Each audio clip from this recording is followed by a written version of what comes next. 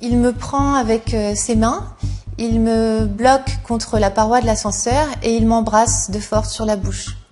Il me dit « vous allez me remercier autrement » et en fait là il m'embrasse et il me fourre sa langue dans ma bouche. Dans le monde de ces gens-là, on se sert. Et ce jour-là, il s'est servi. J'étais là, il s'est servi. Comme je vous dis, ça m'a jamais empêché de dormir, mais j'y ai pensé, ça fait 20 ans. Et j'y ai pensé tout le temps. Je me rappelle comment j'étais habillée ce jour-là. C'est un candidat à la présidentielle et moi j'estime qu'il est indigne de cette fonction.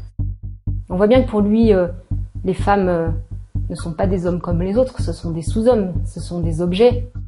Enfin, pour moi, le match, il est plié. Il y a Éric Zemmour et il y a une hôtesse d'accueil. Il n'y a pas de match, en fait. Maintenant que des femmes ont parlé, que ce soit comme si ça n'avait jamais existé, ça je l'accepte pas. Pendant plusieurs mois, Mediapart a enquêté et recueilli le témoignage de 8 femmes. 8 femmes qui accusent un homme, Éric Zemmour, de comportements problématiques, d'agressions sexuelles, pour des faits présumés allant de 1999 à 2019. À ce propos, Éric Zemmour n'a jamais répondu à nos questions. Mediapart a fait aussi des enquêtes. 7 femmes avaient parlé.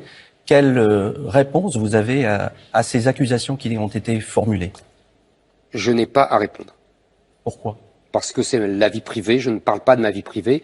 Ces femmes-là m'accusent, sans aucune preuve, comme ça, c'est parole contre parole. Une parole libérée par le mouvement MeToo, qu'il a toujours critiqué.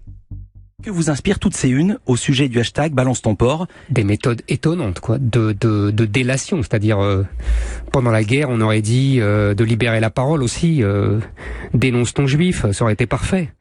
Vous savez, le mouvement MeToo, ce n'est pas un mouvement de libération de la parole, comme vous dites, c'est un mouvement d'éradication de l'homme.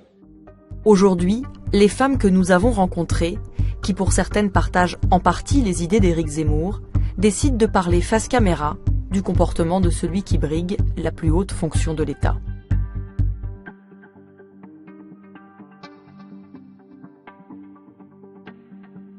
Mediapart.